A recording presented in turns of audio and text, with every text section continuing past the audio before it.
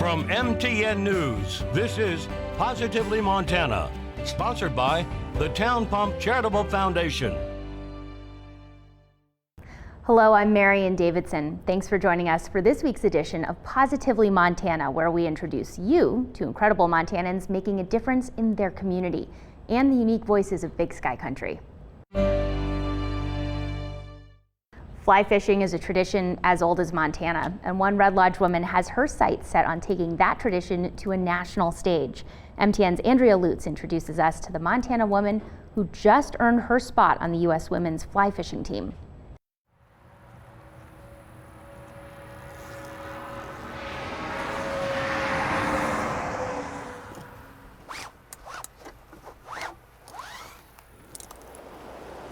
The nice thing about fly fishing is it is very meditative.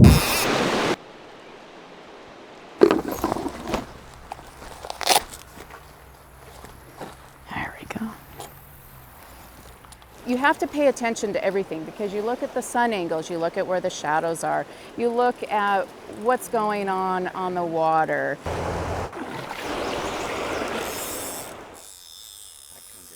That's a great reel because it makes lots of noise. So much of that goes into your decisions on how I'm going to fish, where I'm going to fish, that it just becomes all encompassing, and it's a very mindful practice. In the mountains of Montana, where the water flows quick and cold, there's a rhythm and a flow. And with every cast, Lindsay Zoffrin is one step closer to a dream. Montana born and raised gal. I grew up on a family farm and always fished as a kid. Like many Montanans, when the movie came out, the whole family got interested in fly fishing. We got into that in the 90s, and I've been fly fishing ever since. Like many Montana kids, a rod in hand was a natural part of growing up. But it wasn't until years later that her fly fishing hobby would become something more. Her husband Andy has a lot to do with that. Our first date, we went golfing, but our second date, we went fly fishing. She was about as good at fishing as I was at golf, so it was okay. We went again, and she caught on pretty quick. Woo, there we go. Together they guide on the Stillwater and Yellowstone rivers in Montana. And every time she reels one in, she continues to gain something even an expert angler can see as valuable. This is a really special opportunity. An opportunity reserved only for 6 women across the country. Lindsay is one of them. As a kid, I was always very active in sports, and so was my family. I come from a very competitive family. I never honestly thought I would have the opportunity to compete on a world level. Now for this step, I need to get the glasses. With this, it's years of experience that have gotten me to this level. That level is the U.S. women's fly fishing team. The competition is set for 2020 in Europe, but it was canceled this year because of the pandemic. It will be the first lady-specific world fly fishing competition yet. Part of the adventure is just getting to the river. It's a great opportunity to have a women's team, to meet women from across the country that have the same passion about the river and the fish that I do is really rewarding.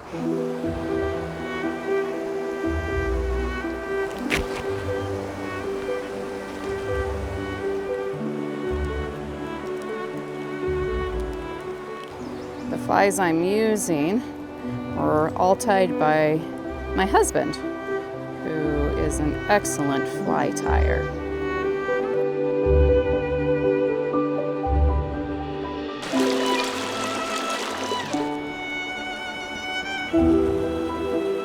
It's a skill she's developed and learned over time. I'm working really hard and training. It's also something she's learned from her husband. My coach, Andy, my husband, has me on a good schedule of making sure that I'm doing my training. Andy has encouraged and supported her in her mission to compete. He's really instrumental in getting me to this level. Very proud of her, and I hope she goes and wins every one. Hope that she can come back and teach me things I haven't learned yet. When she's out on the water and casting a line, there's a lot on her mind. But fly fishing has a way of clearing the fog. But aside from dreams of a world title or perhaps even Olympic medal one day in the sport of fly fishing, she hopes to cast this widely loved sport in Montana onto a national stage. It's honestly something I'm still wrapping my head around, that I have the opportunity to make that happen. In Red Lodge, Andrea Lutz, There's a rainbow. MTN News. You're probably wondering what is going on behind me. Why are all these people gathered with their hands outstretched? Well, this is Hug the Hospital. Beautiful, sing it out.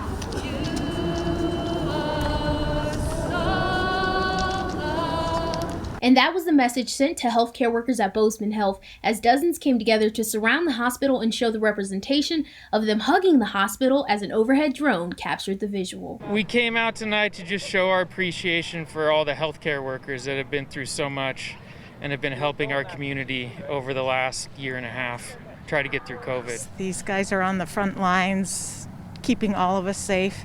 They've been doing it for 2 years now. They deserve more than a hug. We see great value in honoring our healthcare workers who have done so much for us for the last year and a half. So we are here to do a small token of appreciation. Adults, kids, and even pups showed up. I just am fighting back the tears. I think it's just awesome to see so many people come out and like what can you do with just a little Facebook message?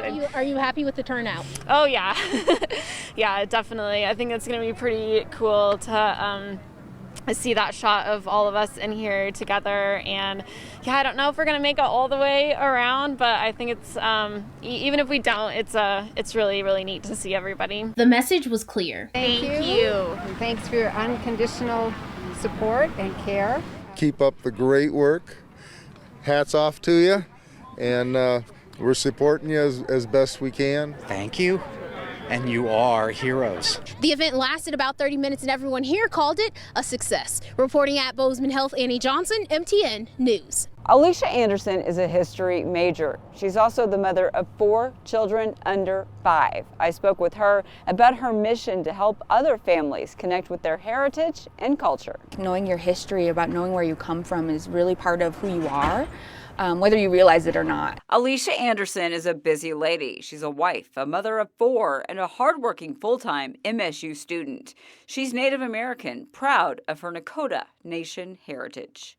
My grandpa, who had actually just recently passed in July, he helped raise me, and he had taught me, all these old stories growing up. And at the time, I didn't realize that I was also learning our history. Now, as a history major, she hopes to help pass along stories of her culture and help others learn about theirs. She sees several ways she may want to turn history into a career as a teacher or curator of a museum or genealogist. I've actually always really been interested in genealogy, and having a history background, that would really help a lot, especially with Native Americans. We don't have a lot of resources when it comes to that. She believes it would be amazing for her children and others to have access to those resources, especially as they grow up in a diverse community here on MSU's campus, a world far away from the reservation. We try to let them know, yes, we are different. We're different and everybody's beautiful. If we're already in a world different from when I was a child, we're already learning the real history of Native America in schools. We're learning a little bit more and more every time, and so seeing that difference is great. Spend time talking to her, and I couldn't help but feel she makes it look easy. I learned her husband is also a full-time student, a horticulture major.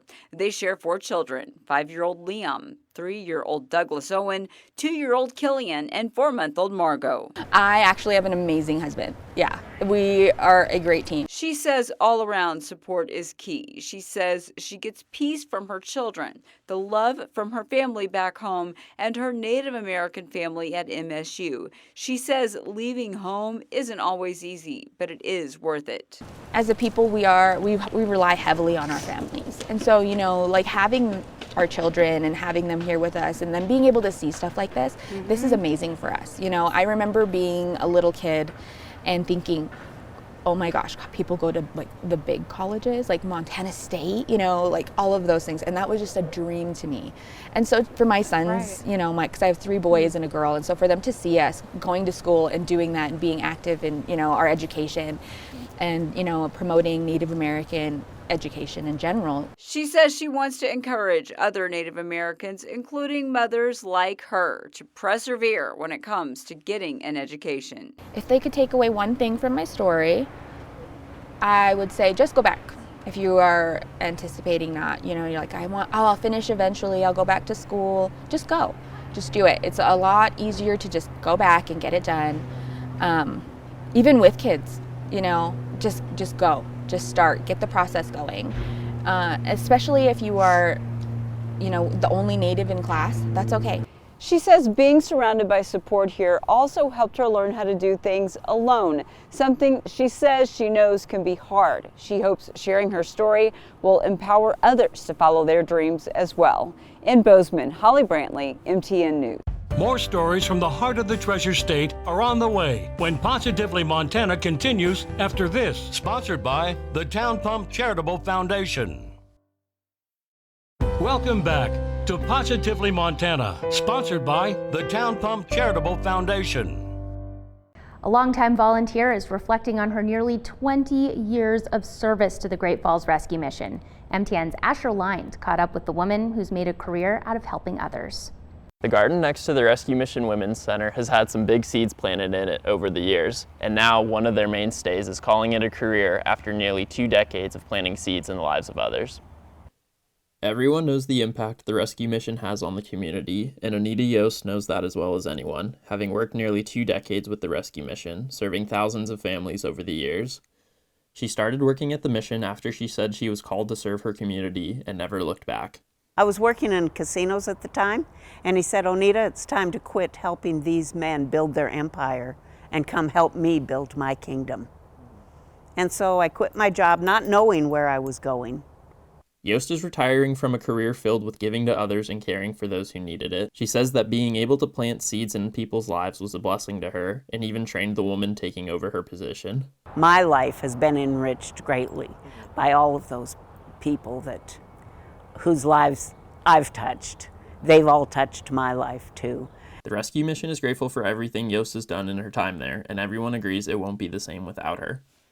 It's been wonderful to work with her. We've only had a few people that have been around as long, you know, and in these days where people seem to come and go, she was one of the mainstays. She pretty much developed the women's program here, the recovery program, the discipleship program we call it, and we watched it grow and we watched it go through good times and some rough times, but yeah, she was good to work with. The Rescue Mission will continue to serve, but they will always remember the work of Onita Yost and what she means to the community. In Great Falls, Asher Lind, MTN News. In Missoula, we've got a local blacksmith giving away free lessons to turn a new leaf for people. We're talking about turning this into this. You know, once you start opening those doors and seeing the transformative properties of this material and seeing that something can become so soft and malleable and then so permanently frozen into such a hard state, that can be something that's really gathers a lot of interest. As the season changes and leaves turn color and fall from the trees, artist Jesse Blumenthal offers people a moment of creativity. Right, well, it's the Tricycle Forge Blacksmith School.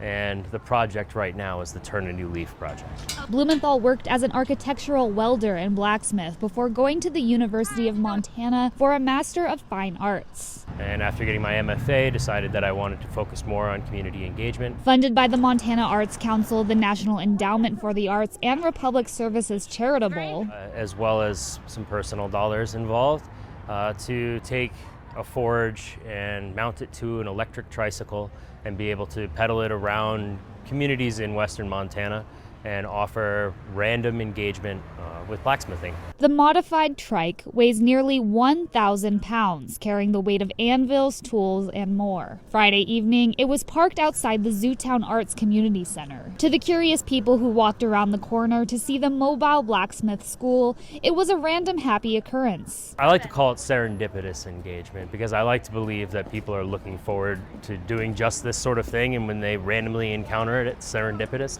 One by one, a handful of lucky people gave the ancient technique a try, often for the first time. Embellishing laser-cut steel leaves with the strike of a hammer, locals like Harley Hatch experienced an event to remember. Getting asked if I wanted to learn something was kind of neat.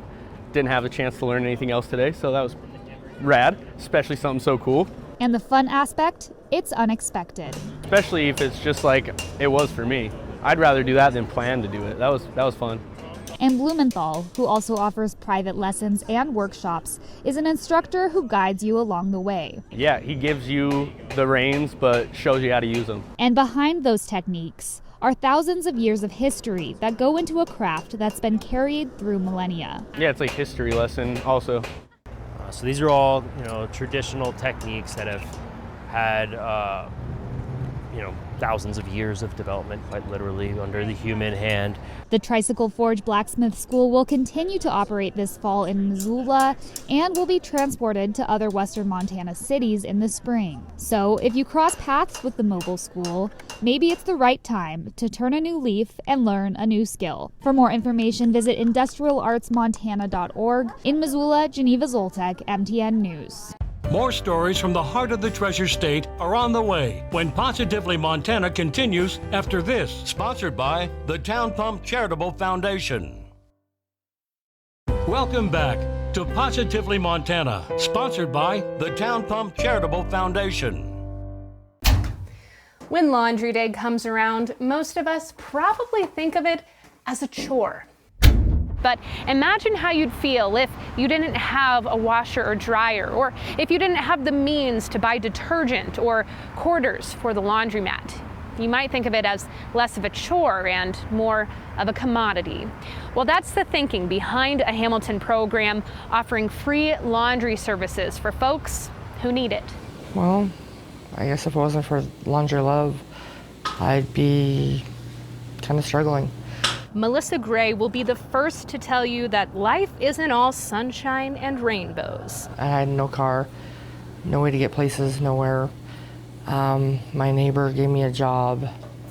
There's times where my hours were so low that I couldn't do my clothes. But each week, this laundromat and the people inside offer Melissa and others like her a little bit of stability through a program called Laundry Love.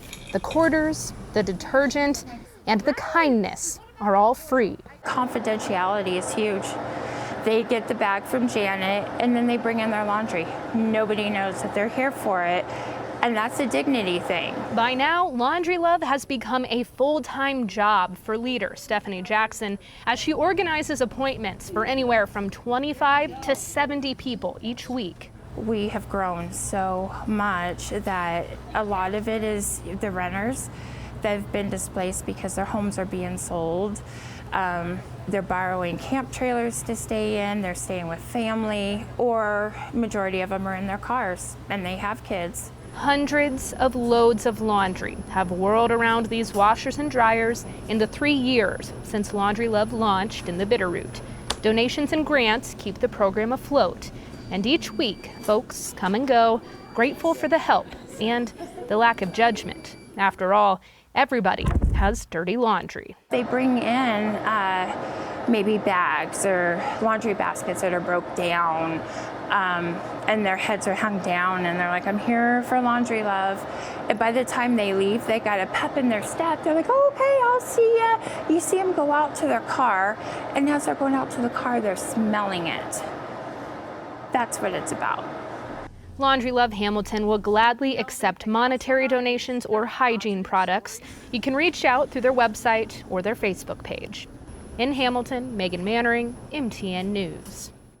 While the Helena High Bengals and the Butte Bulldogs varsity soccer teams did square off on the pitch on Saturday, Saturday's event was much more important. Give cancer the boot. When I was volunteering for things at the beginning of the year, the Give Cancer the Boot game was always something that I feel pretty strongly about. Kimberly Cook is a parent to a Helena High boys soccer player, Jasper Cook, and said they've shaken things up this year. Instead of people giving straight up donations, Cook introduced the per goal pledge, where for each goal scored, people would pledge X number of dollars.